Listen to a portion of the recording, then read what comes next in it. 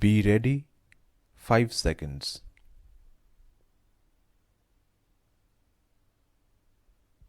The Central Vigilance Commission Amendment Ordinance 2021 was promulgated on 14th November to extend the tenure of Director of Enforcement Directorate up to a period of 5 years from the present 2 years.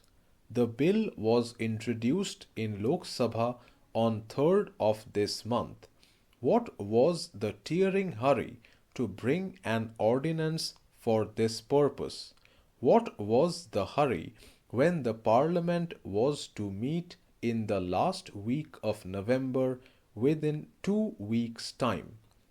The extraordinary provision that is provided in our Constitution for promulgation of ordinances was supposed to be used in an extraordinary situation.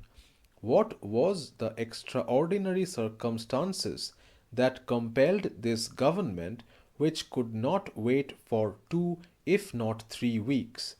Madam, on the recommendation of Santhanam Committee, the CBI was established in 1964. The committee had recommended for the establishment of Central Vigilance Commission to advise the Union government in the domain of vigilance. Subsequently, the Supreme Court in the judgment of Vineet Narayan and others versus the Union of India in 1997 directed the government to give the responsibility of exercising superintendence over the CBI's functioning to the CVC. In 1998, Union government conferred statutory status to the CVC and also to exercise power over the superintendence of CBI.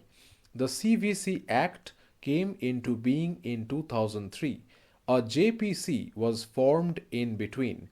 I happened to be a member of that joint committee and had participated in its deliberations. The bill had 2 provisions. The first one says that the period be extended up to 1 year at a time, and the second one is that no such extension shall be granted after the completion of a period of 5 years in total, including the period mentioned in the initial appointment. Of course, extension of service can be done on the recommendation of the committee, and reasons are to be recorded in writing. What could be the reason? It is said public interest.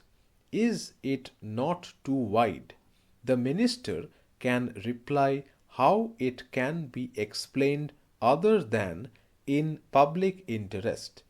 Yes, we know that the incumbent was due to retire on November 17th, if not 18th, and he got an extension, and after the promulgation of the ordinance, he has been granted a year's extension also.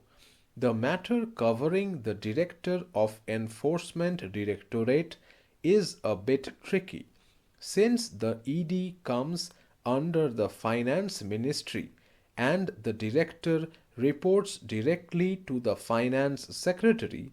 An anomaly will arise when the Finance Secretary is appointed for 2 years and the ED Director can work up to 5 years.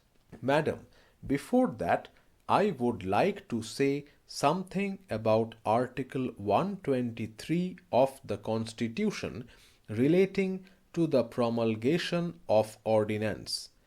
Article 123 of the Constitution allows the centre and state governments to frame laws through ordinances. But the Constitution makers envisaged a much restrained use of this practice.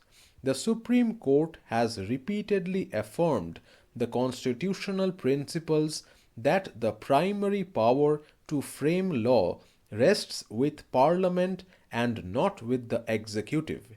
In the DC Wadhwa case in 1986, the court clarified that the power to promulgate an ordinance is essentially a power to be used to meet an extraordinary situation, and it cannot be perverted to serve political ends.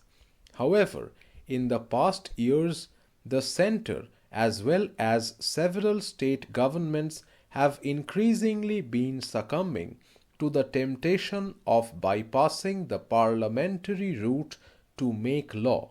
The first NDA government averaged 9.6 ordinances a year, and in its 10 years of office, UPA promulgated over 7 ordinances per year. In comparison, in its 7th year, the current government averages close to 11 ordinances a year. Madam, I would come to the issue that I am raising here for the attention of the Honourable Minister. The common cause, which had gone to the Supreme Court, had categorically mentioned about this. Most of us who have participated in this deliberation have only quoted what the common cause petition had stated. Even in the bill, the Honourable Minister has categorically stated what is there in the law. The law says a Director of Enforcement shall continue to hold office for a period of not less than 2 years. But not less than 2 years does not mean it has to be 2 years alone from the date on which he assumes office. What did the Supreme Court say?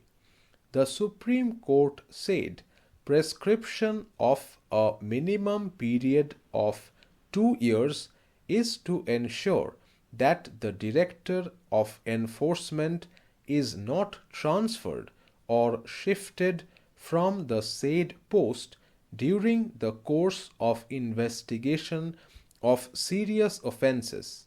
There is no ambiguity in Section 25D of the CVC Act, and the words not less than 2 years simply mean a minimum of 2 years. There is no scope for reading the words to mean not more than 2 years. Despite this pronouncement by the Supreme Court, Madam, why are we bringing this bill? In a way, we are confirming, yes, it is 2 years and 1 year each. If I understand Mr. Rajyavardhan Singh Rathor's intervention, that means the government is going to review the work of ED after 2 years and then only wants to give extension. If that is so, it will lead to a number of other issues. How come this fixed term of 2 years came into being? We know the case handled by ED has stood the scrutiny of courts. Enforcement Directorate had sprung into action in sensitive and high-profile cases, be it the case in Maharashtra or in Kerala gold smuggling case, or even be it the Augusta Westland deal. ED has been a step ahead of CBI or NIA. About fugitives like Vijay Mallya or Nirav Modi, cases are also being pursued. There is justification, no doubt. But why is this leash there? Does it not affect the independence of CVC that was contemplated in 1997 judgment of the Supreme Court in the Vineet Narayan and others versus Union of India case.